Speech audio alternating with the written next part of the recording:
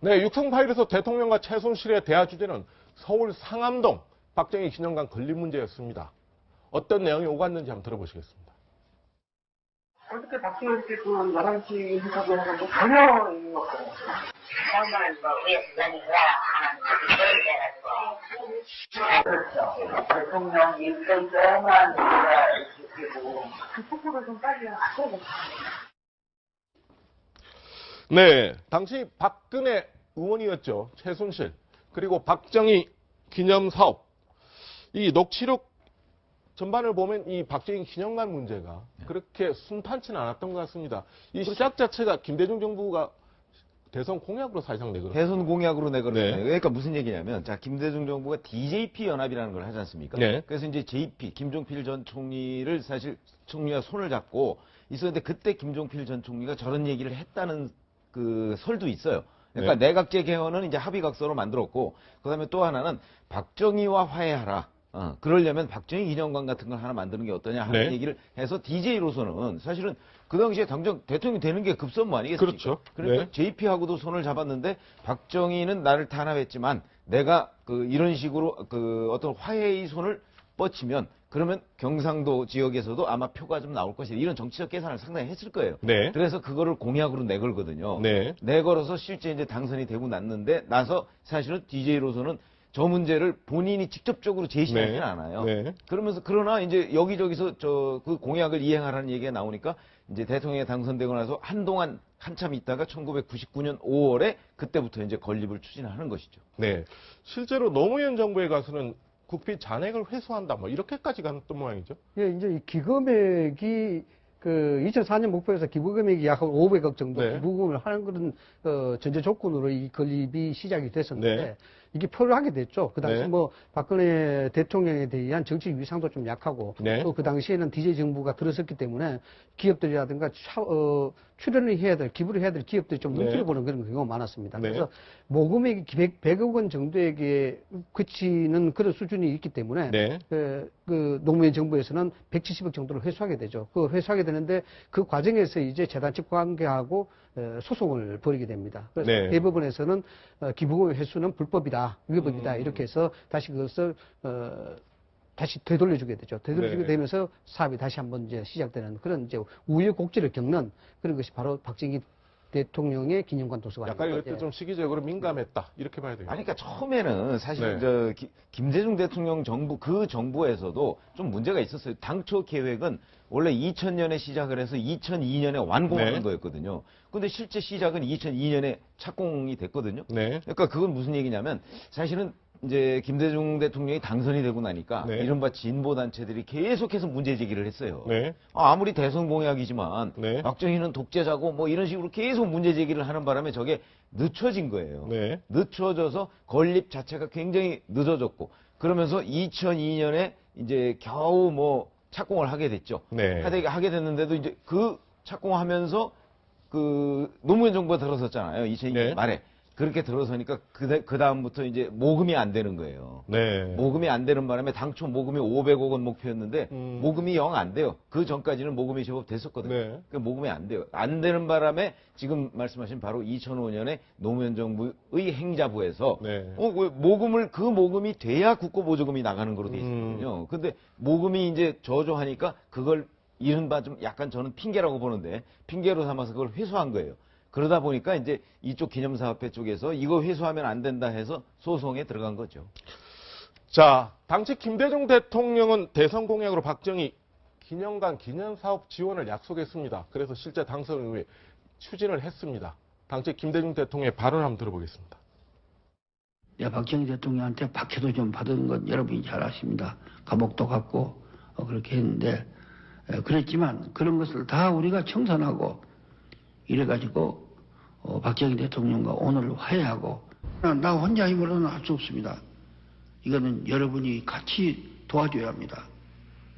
그래서 같이 손뼉이 마주쳐야 합니다. 그래야 소리가 납니다. 화합이 됩니다. 지난 2004년 8월 제가 당 대표로 처음 김대중 대통령을 찾아뵀을 때가 생각이 납니다. 당시 아버지 시절에 고생하신 것에 대해서 딸로서 사과드린다고 말씀드렸을 때 그런 말을 해줘서 고맙다고 하시면서 아버지가 우리 국민에게 하면 된다는 자신감을 심어준 것을 높이 평가하셨었는데 그 말씀을 들으며 저도 감회가 깊었습니다. 자, 당시 박정희 기념관이 김대중 정부의 일종의 동진 정책, 그렇죠. 이른바 동서화합을 하자. 화합. 이거 영남권에 주로 좀 지지를 모아보자. 네. 뭐 이런 취지로 추진이 됐다는 얘기죠. 일종의 네. 그 컨셉 자체가 화해와 용서 아니었습니까? 네. 근데 이제 김대중 대통령이나 박근혜 대통령이나 서로 이제 손뼉에 맞춰칠 수밖에 없는데 네. 김대중 대통령 같은 경우 영남이 필요했고 네. 박근혜 대통령 같은 경우에는 당시에 그 대선 후보로서 호남이 필요했는 부분이거든요. 네. 그래서 2007년도 대선을 앞둔 상태에서 네. 박근혜 대통령은 당시에 김대중 대통령이 이야기했던 화해 용서 그것을 그대로 받아들이는 그런 모습을 보이면서 김대중 대통령과 화해, 호남권과 영남이 화해하는 그런 모습을 보여주면서 실질적으로 지지세를 확장시키는 그런 정치적인 목표가 있었다고 봐야 되는 거죠. 네.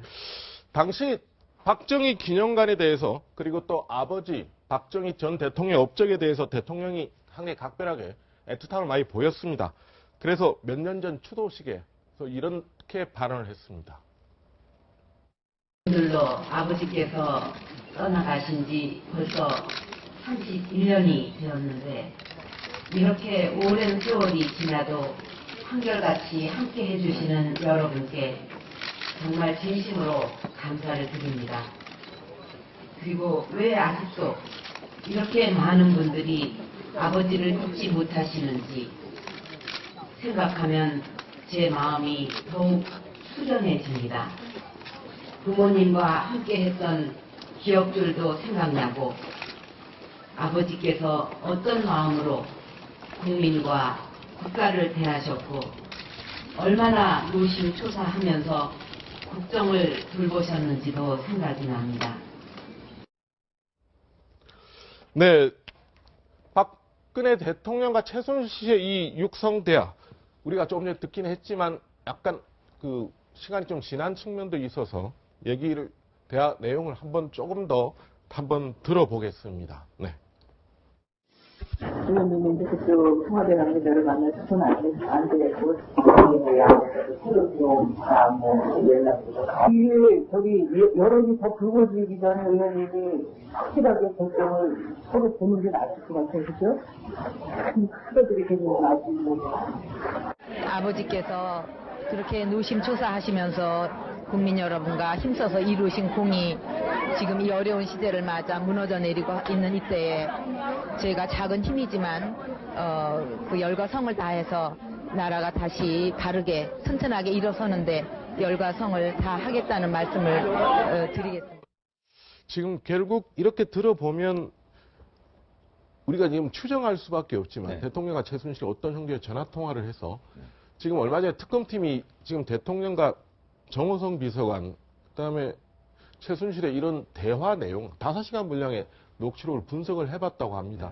상당히 깍듯하게 얘기를 하는데 똑같이 최순실은 상당히 강한 톤으로 얘기를 하는 게 특검팀이 녹취록을 분석해보면 그렇다는 비슷한 그렇죠. 얘기예요. 아니 그래서 저는 이제 그것이 그 일각에서는 뭐 혹시 최순실 씨가 이렇게 뭐 지시하는 듯한 얘기 그런 말투로 하고 네. 그다음에 박근혜 대통령은 그걸 그냥 그 거의 무비판적으로 따르기만 한 것 아니냐 이렇게 네. 이제 분석하는 사람도 있고 근데 이제 저 같은 경우는 그거보다는 원래의 그 말하는 스타일의 차이라고 아까 제가 말씀을 드렸는데 네. 그런 스타일의 차이로 보여요 제가 보기에는. 그러니까 이제 최순실 씨는 뭐든지 이렇게 그 자기가 먼저 얘기를 많이 하고 네. 빠르게 얘기하고 그리고 결정한 듯이 얘기를 해서 박근혜 대통령한테 뭔가를 다시 확인하는 듯한 그런 식의 원래 어법을 그 사용하고 있고 박근혜 대통령은 그 만나보셔서 뭐 아시겠지만 원래 그렇게 남의 얘기를 뭐 중간에 막 자르고 들어가거나 뭐 네. 남한테 뭐 이렇게 강박적으로 그렇게 얘기하는 스타일이 아니거든요. 네. 그리고 또 말도 많지가 않아요. 원래 박근혜 네. 대통령이. 그러다 보니까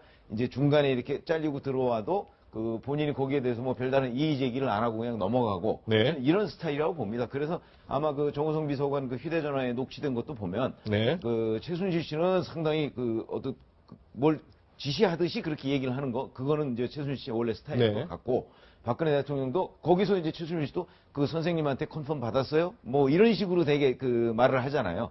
그런 스타일이 저 때부터 계속돼서 지금까지도 유지되고 있는 것 아닌가 저는 이렇게 봅니다. 네. 저는 이렇게 좀 생각이 좀 들더라고요. 이 녹취록이라든가 이런 거 이제 간헐적으로 나오는 것도 보면은 옛날에 모 장관이 퇴직을 하고 난 다음에 엘리베이터를 탔는데 버튼을 누르는 걸 잊어버리고 엘리베이터 안에 가만히 있었다는 거예요. 네. 이게 이제 습관이고 길들여지는 그렇죠. 거거든요.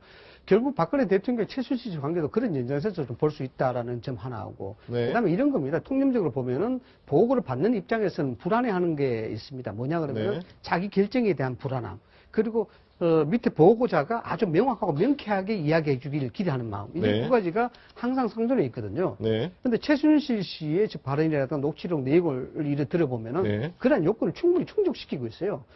상당히 좀 은폐된 그런 생활을 하는 그 박근혜 대통령에 있어서 결정이라는 것이 굉장히 불안하거든요. 그렇죠. 그 불안함에도 불구하고 최순실 씨는 그걸 과감하게 빠른 속도로 이야기를 하고 네. 또 명쾌하게 정리를 해준단 말이에요. 네. 그 올해 10월 동안 그렇게 이어져 왔으니까 지금 있는 현재 최순실 씨가 박근혜 대통령의 의식 그리고 사고 이까지도 장악할 수 있는 그런 네. 계기가 됐다 이렇게 볼 수 있지 않나. 어찌 보면 그것 때문에 더 신뢰가 쌓였을 수도 있는데 네. 지금 말씀하신 대로 바로 그러니까 박근혜 대통령이 이 부분에 관해서 고민을 하고 이걸 어떻게 해야 되는데 여하튼 최순실 씨는 그걸 명쾌하게 얘기를 하거든요. 네. 그게 뭐 맞는지 틀린지 그렇죠. 모르지만 그런 관계가 없죠. 네. 맞는지 왜 그러냐면 그 과거에도 보면 국회의원들이 그 여당 대정을 할 때 네. 이쪽으로 갈까 저쪽으로 갈까 그런데 그게 이쪽은 이게 나쁘고요 이쪽은 이게 좋습니다라고 그래서 얘기하는 이쪽으로 걸 가야 됩니다. 좋아하더라고요 보니까. 예. 그러니까 이것도 아마 최순실 씨도 바로 그런 스타일의 그 조언을 하고 있는 것 아닌가 싶은 생각이 듭니다. 네. 또 하나 이제 그 지적을 하자면 이렇습니다. 네. 지속적으로 이 녹취록 내용에 대해 보면은 어쨌든 박근혜 대통령에 대한 기본적인 예의, 이 얘기는 깍듯하게 네. 지키고 있는 부분이 있거든요. 네. 이런 것이 최순실 씨가 참 영악하다, 영리하다 이런 걸 볼 수가 있는 것 같아요.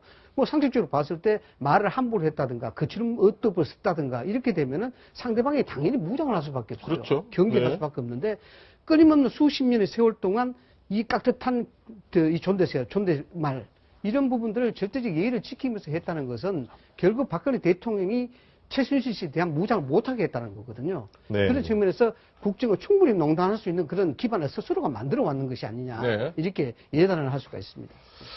네. 당시 대화 내용 한 번 더 추가로 한번 들어보시겠습니다. 근데 예산이 다 애매해요. 이 사람들이 그 어떻게 짠 거야? 그거 100억, 200억, 뭐 300억 이렇게 짠 거. 누가 예산 편성한 거야? 지금 국내에서 예산이 700억 잡았는데 지금 정부 예산이 300억이 지금 책정이 돼 있습니다. 이에서 뭐를 주는 건지. 국내에서 조만간 건립 예산 건물 관심. 그리고 국내에서는 생가를 그쪽에다 기념관 하면 300억 들어갈 필요는 없어. 그렇죠. 그래서 그게 이제 정해진 줄 알아요. 참 재밌는 편이죠. 유치원 원장입니다. 근데 저 국가 예산을 저렇게 구체적으로 구미에서 얼마 올라오고 뭐 지금 정부 예산이 어떻게 되고 아니 이 일에 박정희 기념관을 만드는 이 일에 최순실 씨는 처음부터 관여하고 있었던 거예요. 그렇게 봐야 된다. 그렇죠. 그러니까 박근혜 대통령이 이제 김대중 그 당시 후보와 네. 이리저리 해서 이제 공약하고 뭐 이러는 것까지도 그 연관이 돼 있을 거 아닙니까? 네. 그렇게 연관이 돼 있는 거를 처음부터 안 거죠. 최순실 씨. 그러니까 그때부터 저 예산을 짜고 나중에 집행하는 과정까지 처음부터 끝까지를 다 알고 있기 때문에 도대체 이 예산을 어떻게 짠 거야? 뭐 국가에서는 어쩌고 뭐 구미에서는 그 뭘 짓는다는 건데. 근데 지금 박정희 기념관 얘기는 구미에서 짓는 거하고는 또 다른 얘기거든요. 거죠. 구미는 네. 아마 생가보고 생가보고. 이런 거 얘기하는 것 같고 그런 거 보면 이 박정희 기념관은 그 뭐 상암동에 짓고 아니면 네, 어디다 짓고 그게 네. 뭐 부지 선정도 안 돼 있을 그렇죠. 거거든요. 그러니까 거기 처음부터 최순실 씨가 이거를 꼼꼼히 챙겨왔다는 걸 저것만 봐도 알 수가 있는 것이고 그때부터 이미 이 문제에 관해서 적어도 다른 문제도 뭐 그랬겠지만 네. 박근혜 대통령은 최순실 씨한테 의존을 굉장히 많이 하고 있었던 것이다. 이게 단순히 연설문 하나 뭐 듣는 차원이 아닌 것 그런 같아요, 차원이 지금. 아니죠. 그런 차원은 네. 아니고 초이 유치원이죠. 네. 유치원 원장을 했었는데 당시 이제 제 친구 네. 부인이 거기 유치원 원장, 유치원 선생이었습니다. 아, 네. 선생이었는데 네. 그분의 이야기를 빌어 보면은 거의 뭐 유치원에 나타나지 않았다 그래요. 네. 좀 뭐 신비의 사인 정도로 원장님에 대한 존재 가치가 굉장히 좀 안개처럼 신비로웠다 뭐 이런 얘기를 하는데 네. 그런 걸 미뤄 보더라도 사실상 원장보다는 박근혜 대통령을 수행하면서 또는 그에 접촉을 하면서 회의를 한다든가 국정에 관여한다든가 뭐 이런 국회 활동에 관여한다. 박정희 대통령 기념관이 현실화될 경우, 네. 현실화될 경우에는 자기가 가는 정치 인생에 상당히 네. 신장로가 되는 거거든요. 네. 그 중요한 결정이라는 것이죠. 그리고 네. 그것을 어떤 방법이든지 현실화시키는 노력을 아마 했을 거라고 우리가 짐작을 할 수가 있습니다. 그 네. 과정에서 지금 녹취록을 보면은 아주 주도적인 역할을 최순실씨가 하고 있다라고 보는 겁니다. 네, 2012년 2월입니다. 박근혜 당시 새누리당 비대위원장이 박정희 기념 도서관이 상암동에서 개관식을 갖습니다. 상당히 감회에 찬 얘기를 합니다. 한번 들어보시겠습니다. 기념 도서관에 있는 자료와 기록들은 단지 아버지 한 분의 자료가 아니라고 생각합니다. 아버지와 함께 땀과 눈물로 이 나라를 일궈내신 우리 국민 모두의 자료와 기록인 것입니다. 우리가 아마 최태민, 최순실 부녀가 평소 그렇게 우리가 얘기했지 않습니까? 한국에서 처음으로 여성 대통령을 만들어보자. 이런 얘기를 했고 여러 가지 준비를 했다는 게 각종 증언이나 뭐 기록에도 나오고 있습니다. 이 박정희 기념관도 어떻게 보면 최순실은 그까지도 그림을 그렸지 않았을까 생각했을 수 있죠. 네. 왜 그러냐면 아버지가 계속해서 이쪽에서 여왕이 나온다 뭐 이런 네. 얘기를 네. 했다고 하니까 최순실 씨도 그걸 듣고 자란 거 아니겠습니까? 그러다 보면 당연히 아버지가 박근혜 대통령을 나중에 진짜 여성 대통령으로 만들려고 하는구나라는 얘기를 들었을 것이고 그 다음에 본인도 그거를 추진했을 거거든요. 그래서 아마 지금 얘기는 그래서 1998년 보궐선거에 나서게 된 것도 네. 물론 이제 당시에 한나라당에서 영입을 해서 엄삼탁 씨 대항마로 이제 띄웠는데 그것도 결국은 그 중요한 결정도 정윤회 씨나 최순실 씨가 했을 가능성이 많다.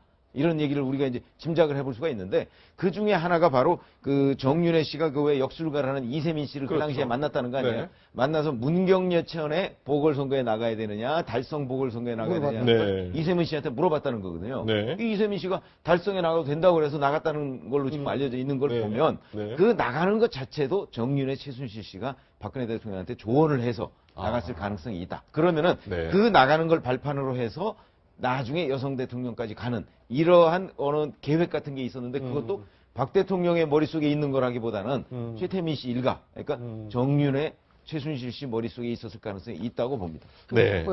우리가 뭐 지난 기록을 가지고 이제 반출해서 예측을 해보는 것인데 지금 일련의 과정을 보면은 여성 대통령을 만드는 그 과정에서 어쩌면 최순실 씨가 상당한 정무적 판단 능력을 갖고 있는 듯하다 이렇게 보여집니다. 왜냐하면은 앞에서 지적하셨다시피 아버지 최태민이라든가 최순실 씨가 대한민국 최초의 여성 대통령을 만들자 뭐 이런 것들이 여러 가지 사실을 근거해서 나타났지 않습니까? 이게 뭐냐 그러면은 결국 최순실 씨는 대한민국에서 박근혜 대통령을 가장 잘하는 사람이다. 네. 라고 봐야 되는 것이죠. 가장 잘하고 있다. 가장 잘하는. 그리고 그만큼 가장 잘 아니만큼 여기에 대해서 여성 대통령 만드는 방법까지도 네. 남들보다 더 잘 알았을 것이다. 네. 그래서 그 하나의 첫 번째 고리가 뭐냐면 기념관이었다라고 볼 수가 있는 것입니다. 네. 그 당시에 기념관은 결국 이 부분에서 컨텐츠보다는 이미지로 승부하자라고 이렇게 봤을 수가 있습니다. 네. 최순실 입장에서. 네. 그래서 기념관에 대한 부분을 어떻게 하든지 성공시키기 위해서 그렇게 노력했을 것이고 또 결국은 저렇게 이제 우일곡절 같은 2012년 개관을 앞두고 그런 상황에서 저것이 정복제가 된 것이죠. 아버지의 업적이 곧 박근혜 대통령을 만들기 위한 중요한 업적이 된 그런 셈이 돼 있으니까 정무적으로 보면은 네. 맞아 떨어졌다라고 볼 수도 있는 맞아 거죠. 떨어졌다. 근데 이제 검증해봐야 될 부분은 있어요. 왜냐하면 그동안에 사실은 최순실 씨 주변이나 이런 데서 알려진 바로는 이 최태민 일가는 또 박정희 대통령은 굉장히 싫어한다는 거거든요. 왜냐하면 네. 계속해서 떨어뜨려 놓으려고 그랬으니까. 네, 그렇죠. 그러니까 박근혜 큰영애와 최태민 씨를 떨어뜨려 놓으려고 했던 거 아니겠습니까? 네. 박정희 대통령. 그래서 정윤회 씨나 최순실 씨는 박정희 대통령을 굉장히 싫어했다. 이런 증언도 있어요. 네.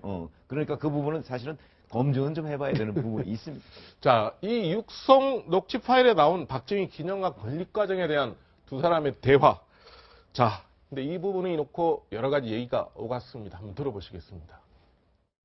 장차 시가 재정 부담해서 운영을 해야 되는 그런 문제에 대한 부담도 있었고 수시로 제기되는 어떤 이념적인 논쟁에 지방정부가 중심에 서게 되는 그런 문제도 있었기 때문에 기념재단이 땅도 소유하고 건물도 소유하고 이렇게 하는 게 이 기념사업을 하는 게 영속적이다 이런 생각이고 우리가 공유재산을 매각할 때는 공유재산 계획을 수립하고 서울시 의회에 동의 절차를 밟아야 됩니다. 그 절차를 정상적으로 밟아달라 이런 요구를 하고 있는 겁니다. 자, 이상희 부총장. 예. 이러니까 결국 아마 기업들의 모금 얘기가 다시 나왔다고 합니다. 그렇죠. 그래서 결론적으로 지금의 국정농단에 촉발이 됐던 K재단, 미르재단과 또 유사한 판박이가 아니냐 이런 얘기들이 또 나왔던 거예요. 뭐 순수한 취지는 취지대로 인정을 하되 미로 짐작해 보면은 최순실 씨 같은 경우에는 1980년대 일 거치면서 뭐 전두환 전 대통령이 만들었던 일회재단이라든가 네. 박정희 대통령의 재단, 유경재단, 뭐 영남학원 등등의 네. 재단을 통해서 유지되고 영위되는 그런 부분들을 너무나도 잘 알고 있다고 봐야 되는 네. 거죠. 그래서 K재단과 미르재단에 대한 부분들은 그런 연습에서 비롯된 아이디어 발상이라고 우리가 유추를 할 수가 있고 네. 다만 이제 최순실 씨가 왜 이렇게 무리했냐라고 본다 그러면은 이런 것 같습니다. 좀 너무 자신감에 차 있었지 않느냐, 네. 너무 오만했지 않느냐, 내가 모든 것을 할 수 있는 그런 위치가 됐다. 오히려 대통령보다 등등은 사회적인 논란이 됐었거든요. 그렇죠. 문제가 발발이 됐었고 네. 여기다 청문회까지 열 정도로 사회가 아주 시끄러웠었는데 그걸 알면서도 했단 말이죠. 그걸 알면서도 했는데 그 당시 상황에서는 거기에 대한 문제가 있었기 때문에 그렇지만은 지금 내가 하는 것은 이 문제를 깔끔하게 해결할 수 있는 위치가 돼 있고 그 정도의 능력이 있다. 이런 어떤 오만에서 비롯된 것이 아니냐. 저는 그렇게 예. 자, 최고위원님. 그러니까 지금 아마 모든 게 왜 자꾸 이런 식으로 굴러가느냐에 대한 아마 지금 일반 국민들은 그렇게 생각할 겁니다. 참 이게 좀 아쉽다. 왜 자꾸 이 급하게 되면 자꾸 기업들에 대해서 손을 벌리게 된다. 손을 벌리게 되죠. 근데 실질적으로 이 모금 과정도 보면 사실은 경제단체나 이게 전경련 같은 거죠. 네. 그런 경제단체나 아니면 대기업들이 낸 돈이 대부분이에요. 일반 모금은 거의 되지를 않아요. 네. 그러다 보니까 이제 대기업들은 자, 김대중 정부에서는 김대중 대통령이 이걸 지원하겠다고 얘기를 했고 그러니까 이제 청와대 눈치를 볼 거 아닙니까? 네. 대기업들이. 봐서 그래도 슬금슬금 좀 냈어요. 네. 냈는데 노무현 정부가 딱 되니까 그러니까 노무현 후보가 되니까 정확하게 후보가 되니까 대기업들이 안 내요. 그다음에 네. 그래서 노무현 정부에서 2005년에 사실은 행자부에서 그 지원 취소를 하게 되는 거예요. 그러니까 기업들은 전부 다 이런 돈을 낼 때 보면 항상 청와대 눈치를 보게 되는 거죠. 그래서 청와대가 네. 아, 이 돈 내는 거 별로 안 좋아할 네. 것 같다 그러면 안 낸다니까요. 네. 그러니까 지금 미르재단이나 K스포츠재단도 안종범 전 수석이 그러니까 전화를 하거나 뭔가 사인을 줘야 내는 거예요. 그래서 사실은 K재단, 미르재단 의혹이 처음 불거졌을 때 저희가 나와서 그랬지 않습니까? 이거는 청와대에서 독려를 하지 않으면 기업이 안 냅니다. 뭐 기업이 자발적으로 절대 낼 리가 없습니다는 얘기를 우리가 계속 현실적으로 근데 불가피한 점도 있기는 있을 거예요. 왜냐하면 네. 돈을 누가 그렇게 내겠습니까? 그렇죠. 이런 부분. 그리고 네. 돈이 자기의 이익과 관련돼 있어야 되는 거 아니겠어요? 그런 거 보면 자, 그 우리 산업화의 기수, 또는 산업화를 이룬 대통령이라고 하는 박정희 대통령 기념 도서관을 만들겠다고 네. 하는데도 거기에서 사실은 상당한 정도의 도움을 받은 데가 우리 대기업이에요, 사실은. 대기업이라는 그렇죠. 게 결국 지금 대기업이라는 게 박정희 대통령 때 다 기반을 다졌던 거 아니에요. 네. 그런데도 저기에 돈을 제대로 안 내요. 그런 거 보면 참 그 권력의 눈치 이런 거와 어떤 저 대기업 간의 이 관계 이거는 불가분의 관계가 아닐까 하는 생각도 해봅니다. 그래서 결국 2012년 이명박 정부가 들어서면서 박근혜 그렇죠. 당시에 예. 후보가 사실상 여권의 유력 후보로 부상하는 과정에서 자연스럽게 그때도 자연스럽게 모인다. 다 해결이 되죠. 그렇게 그때 해결이 됐다는. 나머지 모금의 270억은 2009년부터 2010년까지 정경련 등 기업에서 네. 사실상 기부를 했습니다. 그 당시에는 기업들이 2009년도에 물론 박근혜 대통령이 대통령은 아니었습니다만 인민정부에서도 충분히 그 박근혜 후보가 대통령이 될 가능성이 높다라는 어떤 정치 전망이 굉장히 좋았기 때문에 그렇게 이제 기부를 했다고 볼 수가 있는 거죠. 네. 자, 그러니까 지금 당시에 이 기념도서관 개관 문제 앞두고 결국 이제 마지막 이명박 정부에서 박근혜 후보가 여권의 유력 후보가 아니었다면 솔직히 이렇게 돈이 안 모일 안 모인다고 봐야죠. 그러니까 아까 말씀드렸듯이 바로 청와대 눈치를 전부 기업들이 보기 때문에 네. 사실 2009년 뭐 이런 때 보면은 뭐 거의 박근혜 대통령이 차기 대통령이다 뭐 이렇게 얘기할 수 있을 정도예요. 그러니까 기업이 돈을 낸 거 아니겠는가. 다만 이제 그거와 지금 미르 K스포츠 재단의 차이점은 사실 저거는 뭐 저기에서 누가 뭐 돈을 빼먹거나 하려고 한 건 아니잖아요, 저거는. 네. 근데 지금 미르 K스포츠 재단의 경우에는 최순실 씨가 이 재단을 만들어 놓고 그거를 거의 자기 저 개인 호주머니 돈 꺼내 쓰듯이 하려고 했기 때문에 이제 문제가 심각해진 것이고, 그러나 전체적인 모금 과정의 구조를 보면 저거나 미르 K스포츠 재단이나 닮았다 이렇게 얘기는 할 모금, 닮았다. 네, 모금 과정에서 우리가 뭐 검찰에서도 이미 박근혜 대통령과 최순실 공무적 관계를 이야기했습니다만 기업의 생태는 이렇습니다. 기업이 돈을 함부로 10억씩, 100억씩 내지는 않습니다. 왜 내냐 그러면 기업들은 물론 규제가 곧 권력이기 때문에 청와대라든가 정부에 항상 거기에 눈치를 봐야 되는 입장이지만은 그럼에도 불구하고 기업들이 100억씩 낼 때는 확실한 보증, 확실한 담보 없이는 절대 내지 않습니다. 철저하게 이윤을 추구하는 게 기업이기 때문에 내가 이 돈을 내는 데 있어서 누가 보장을 해주느냐, 누가 이야기를 하느냐 여기에 따라서 돈을 내는 것이다. 이렇게 보면 그렇게 생각합니다. 자, 대기업 모금하는 과정에 대해서도 당시 박근혜 의원과 최순실이 대화를 나눴습니다. 한번 들어보겠습니다. 그런데 지금 또 모였을 때에 그쪽은 어떠세요? 정부한 씨가 그 연구조치도 제법 있어? 그쪽보다는 국민선거를 이제 몇 단계에 가르쳐서 해야지. 재벌 기업이 자발적으로 낸 것은 아닌 것 같다. 두 번째는 이게 안종범 수석의 뭐 영달이나 노후를 위해서 만든 것도 절대로 아닐 것이다. 세 번째는 도대체 이걸 만들어 놓고 나중에 뒷감당을 어떻게 하려고 그럴까 하는 생각을 했었습니다. 처음 보고를 받았을 때의 제 생각은 이게 유경재단이나 이래재단하고 비슷한 논리 구조를 가지고 있는 게 아닌가 하는 그런 의심을 가졌었습니다. 자, 뒤에는 청문회에서 아마 이석수 특별감찰관이 나와서 이 K 재단, 미르 재단이 도대체 자기로서는 이해가 안 됐다.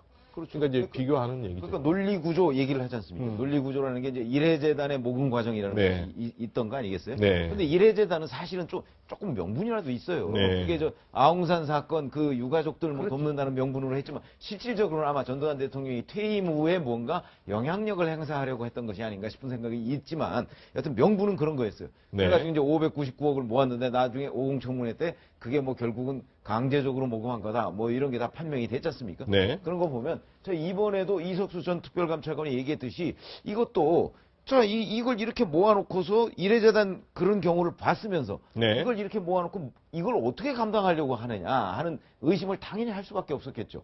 그러니까 아마 이석수 전 특별감찰관이 했던 것은 자 안종범 전 수석이 전경련한테 전화를 해서 모금을 했다는데 안 수석 개인적으로 뭐 한 건 아닐 거고 이거 박근혜 대통령이 한 것 같은데 라는 의심을 하고 저걸 내사를 했던 것으로 봐야죠. 네. 자, 17년 전 당시 박정희 전 대통령 기념관을 건립하는 문제를 놓고 당시 박근혜 대통령과 최순실의 머릿속에는 아마 박정희 기념관을 만들면 이런 모델을 따라 해야 된다. 아마 그런 고민이 있었습니다. 어떤 내용인지 한번 들어보겠습니다. 장례식 통통은 상당히 큽니다. 공장은 상당히 넓어요. 그 안에 공장을 따라서 들어갑니다. 기념관 집을 삼층 지하까지 지어놨습니다. 당시에 가면 승용차 그 전시를 해놨고 거기서 올라가면 집무실 그 안에 집무실을 만들어놨습니다. 학교가 이렇게 줄들이 있는데 그 줄들이 전부 물고기가 되어 있어요. 전면실에 올라가지고 그래서 또 이제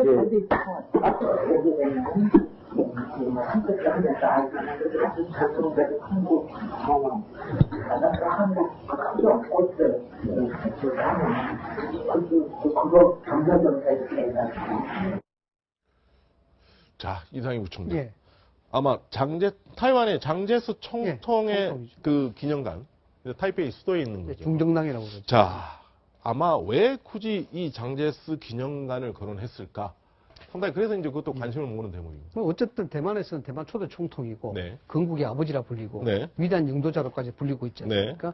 그런 어떤 컨셉을 따기 위한 그런 표현이고 또 그런 의도였다. 네. 이렇게 볼 수가 있습니다. 결국 박근혜 대통령 입장에서는 아버지인 박정희 대통령의 위상이 어떻게 만들어지느냐, 네. 어떻게 국민들한테 투영이 되느냐, 이것이 앞으로 정치 인생에 있어서 결론을 지을 수 있는 아주 중요한 대목이거든요. 그렇죠. 그렇기 때문에 장제스 총통을 따라서 물론 뭐 장제스 총통이 한국 방문해서 인연도 없지 않아 있었습니다만 네.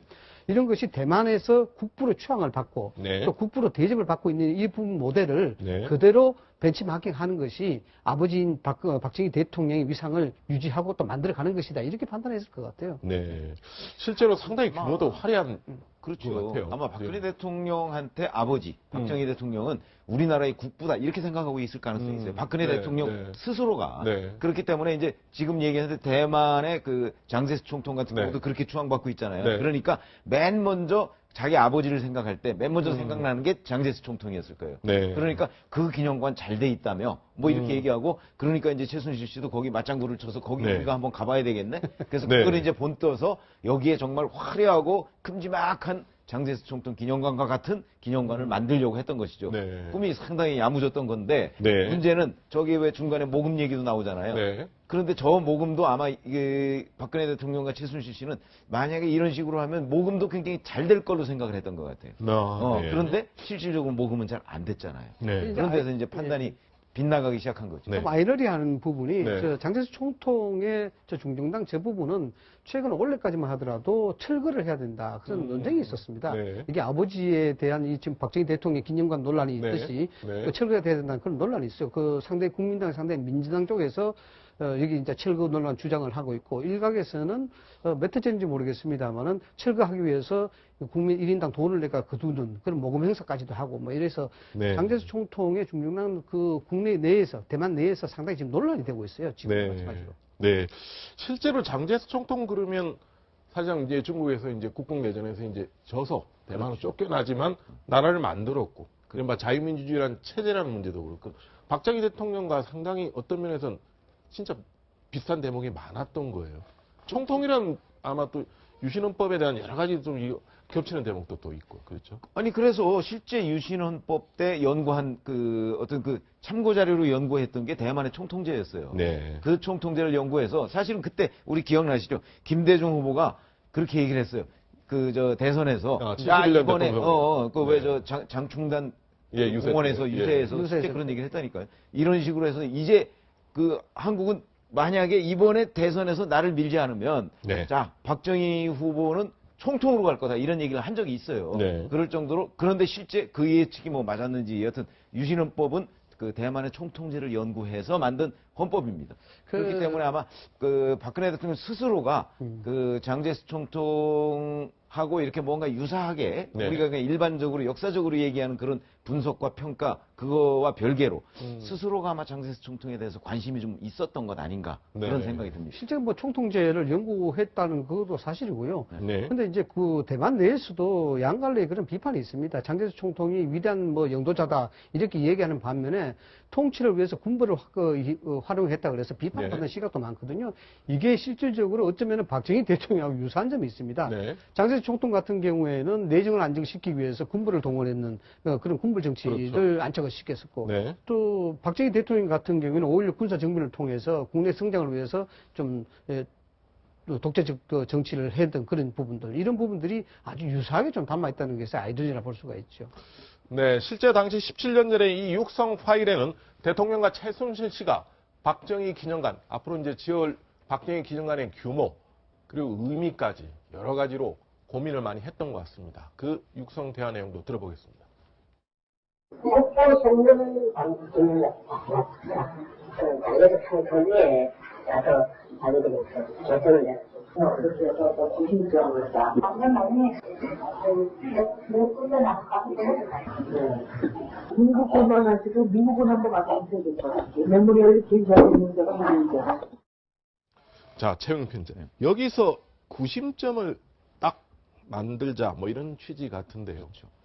자, 여기서 90점을 만들어야 된다. 장개석 총통 이후에 선문을 대만이 사실 계승한 것처럼 해서 90점을 만들자. 그래서 그 후손들이 뭐 이렇게 하면서 이제 그 다음에 박근혜 대통령이 90점 얘기를 했잖아요. 네. 그런 걸 보면 저 얘기를 박근혜 대통령이 했을 때 네. 이미 내가 나중에 대통령 나갈 거야 라는 네. 생각을 했을 가능성이 있어요. 네. 그러니까 무슨 얘기냐면 자 박정희 기념관을 만들어서 네. 그걸 90점으로 해서 나의 그 어떤 대통령 대기 프로젝트 네. 이런 거와 연관시켜야 되겠다 이런 생각을 하고 떠오른 단어가 바로 90점이 아닌가. 저는 그렇게 뭐 유추해 볼 수도 있겠다는 생각이 듭니다. 왜 그러냐면 네. 그 전에 최태민 씨 일가에서 이미 대통령 얘기, 여성 대통령 얘기를 계속 해왔기 때문에 네. 그런 연장선상에서 보면 그런 생각들이 박근혜 대통령 머릿속에도 주입이 됐을 가능성이 있거든요. 네. 그렇게 보니까 자기는 이제 이 박정희 대통령 기념관을 만들어서 그거를 자기 대권 프로젝트의 기반으로 삼겠다는 생각에 구심점 얘기를 꺼낸 것이 아닌가 싶어요. 개인적으로 보시기에 또 어떻습니까? 실제로 이 대만은 여러 가지 뭐 논란은 있지만 네, 이 논란이 장개석 손문에 이어지는 이 정통성을 가져간다. 아마 이 부분들이 아마 박근혜 저는 뭐 그 점을 대통령도 지적하고 그 부분을 이렇게 있겠다 이 생각이 강했던 것 같아요. 손문 같은 경우에 뭐 아시다시피 중국 건국의 아버지 아니겠습니까? 청조 말기 시대 때 위안스카이와 같이 중국의 이제 양대 거목으로 성장을 했고 그 맥을 잇는 것이 장개석이거든요. 그 장개석이기 때문에 그런 정통성, 즉 박정희 대통령의 기념관을 통해서 정치 위상을 확립하고 거기에 대해서 이어지는 어떤 정치적인 연대감 이런 걸 통해서 박근혜 대통령의 국정에 대한 부분, 영도력, 뭐 이런 것들도 자연스럽게 이어져 오는 그런 형태로 가져가기 위해서 이 구심점이라는 얘기를 하지 않았나, 이렇게 보여지는 겁니다. 자, 이러면서 아마 뒷부분에 그런 얘기가 나오시면 이제 중국 그만 가시고 미국도 한번 가셔야 되겠다. 아마 미국의 여러 가지 대통령 기념관들이 잘 개발되어 있잖아요. 그러니까 이제 그런 부분에서 좀 직접 가서 그걸 한번 보고 이렇게 좀 와서 좀 해야 되지 않겠냐, 뭐 이런 의견도 낸 것 같아요. 그렇죠. 그러니까 전국 각지에 미국은 그 대통령 기념관들이 다 이렇게 산재해 있거든요. 그래서 거기에 사실 연구하시는 분들이 꽤 있습니다. 뭐 이명박 대통령 시절에도 사실은 그 대통령 기념관들 이렇게 그 어느 교수가 프로젝트를 받아서 보니까 그 가서 둘러봤더라고요. 보니까. 그러니까 그런 걸 비롯해서 여튼 근데 이제 그 얘기가 어떻게 나오냐면 중국 그만 가시고라고 이렇게 나왔잖아요. 그러니까 아마 저 문제 때문에 박근혜 대통령이 중국을 몇 번 갔던 모양이죠. 갔으니까 이제 그러니까 박근혜 대통령이 또 토종꽃 얘기 뭐 막 이런 이런 걸 해요. 그러니까 그걸 이어받아서 최순실 씨가 중국 그만 가시고 이제 그러면 미국에도 한번 이런 얘기를 하잖아요. 그러니까 이제 그것도 최순실 씨니까 생각이 조금 달랐던 것 같아요. 그러니까 뭐 거기 박정희 기념관 만들어서 거기 정원 만들어서 그 토종꽃들 갖다 놓고 뭐 이러는 거는 아니고 그러니까 미국의 메모리얼 같은 데 가면은 정말 이렇게 굉장히 웅장하게 잘 만들어 놨거든요. 여러 가지들을. 그러니까 그걸 해서 그 자기 생각을 관철시키기 위한 방편의 하나로 아마 미국을 갔다 오시는 게 어떻겠냐. 이렇게 건의를 한 것이 아닌가 싶어요. 근데 이게 단결이라는 게 왜 그러려고 그러면 최순실 씨가 미국에 가자라는 것은 거기에 지어진 기념관의 형태, 외관을 보자라는 그런 뜻이죠. 근데 우리가 하나 짚고 넘어가야 될 부분은 미국에서 이제 역대 대통령 기념관이 많이 있는데 이게 미국에서는 역대 대통령 기념관이 전부 연방정부에서 전액 지급을 합니다. 전액 돈을 다 대서 만들어지고 민간 차원의 그 계획안을 받아서 연방정부가 이제 시스템을 만들고 운영을 해주고 돈을 지원하는 그런 방법인데 컨텐츠 자체가 소위 말해서 그 아이템이 다릅니다. 뭐냐고 하면은 미국의 기념관은 업적을 기념하는 것이 아니고 대통령의 기록을 관리하는 데입니다. 그렇죠. 그 최순실 씨가 제대로 알았다 그러면 미국 가자는 얘기를 하지 않겠죠. 여기는 박정희 대통령의 기념관은 업적과 거기에 대한 성과를 기념하여서 그것을 정치 위상을 끄집어내서 정치 목표를 달성해야 되는 이런 논리인데 미국의 역대 대통령 기념관은 업적이 아니라 기록물 관리입니다. 그래서 그 기록물 관리사들이 다 있어요. 그래서 그걸 알았다 그러면은 그걸 알았다 그러면 미국 가자 소리를 못 하겠죠. 뭐 그까지 뭐 생각했겠습니까? 아니 그런데 원래 뭐 기록물 관리나 업적이나 되게 비슷해요. 가보면 결국은 업적을 하려면 그때 무슨 일이 있었는가를 쭉 해야 될 거 아니에요. 우리 여기 박정희 기념관, 박정희 기념 도서관이죠. 거기도 가면 사실은 그 박정희 대통령이 과거에 했던 뭐 육성이나 기록들이 다 있어요. 가보면. 그러니까 그거는 사실 현대사를 연구하는데 중요한 자료들이죠. 그래서 그게 있기 때문에 제가 보기엔 뭐 큰 차이는 없을 거예요. 조금 전에 들었던 그 육성 파일에서 이 장제스 기념관 관련해서 대통령 얘기 다시 한번 들어보시겠습니다. 기념관, 장례식 총통은 상당히 큽니다. 공장은 굉장히 상당히 넓어요. 그 안에 공장을 따라서 들어가면 기념관 집을 삼층 지하까지 가서 지어놨습니다. 당시에 다른 것 틈을 다 전시를 해놨고 거기에서 올라가면 집무실, 안에 집무실을 만들어놨습니다. 포토가 이렇게 줄들이 있는데 그 줄들이 전부 물고기들이 있는데 전면식에 올라가지고 그리고 또 이제 앞으로 여기 되면 한국 하면서 한국 한국 옷들 그거 감사점에서 이렇게 해가지고 자, 이상희 부총장. 네. 그런데 지금 이러면 최순실 게이트가 지금 온 나라에서 국정농단의 대표적 사례로 되니까 지금 상암동 박정희 기념관도 솔직히 지금 순환을 겪고 있어요. 그렇습니다. 예. 저는 이제 그 부분에 대해서 지금 폐지하자 그런 얘기까지 소위 나오고. 이제 시민단체들, 좌파 성향 시민단체들도 네. 있어서 이제 농성을 네. 하고 이러는데, 뭐 앞서 말씀을 드렸다시피 이것이 뭐 기념관이냐 아니면 기록물을 유지 네. 관리하는 그런 차원이냐, 뭐 일론은 찰치하더라도 역대 대통령 기념관은 우리나라에 다 산재되어 있습니다. 있고 유지가 되어 있고 또 운영이 되고 있는데 이런 부분은 역사적 관점에서 봐야 되지 않나라는 그런 생각이 들어요. 네. 그래서 어쩌면은 이게 연좌제에 해당될지도 모릅니다. 네. 왜냐 그러면은 호시탐탐 기회를 노리다가 네. 박근혜 대통령이 정책 위기를 틈타서 음. 그동안 뭐 묻어놨던 박정희 대통령의 정통성 이런 부분을 부인하자 뭐 네. 이런 것을 호시탐탐 노리고 있었지 않나라는 그런 생각이 드는데 네. 그런 것은 역사적 관점에서 결코 좋지 않다. 네. 잘된 역사든 못된 역사든 우리가 두고 후세의 역사적 평가에 달려있는 것이지 지금 기회가 아주 절호의 찬스다, 절호의 기회다 해서 이 부분의 정통성을 무시하고 자기네들의 주장을 관철시키는 그런 노력들은 결코 좋아 보이지는 않는다는 생각입니다. 자, 마지막으로 최근 편집단 또 지금 아마 지금 대통령도 요즘 뭐 탄핵 이후에 관저에서 치과에서 뭐 일체 뭐 변호 그 준비만 지금 하고 있겠지만 이런 사태까지 나가면 아버지 박정희 기념관도 같이 지금 최순실 게이트의 도매급으로 지금 넘어가는 상황이 돼버린 거 아닙니까 지금?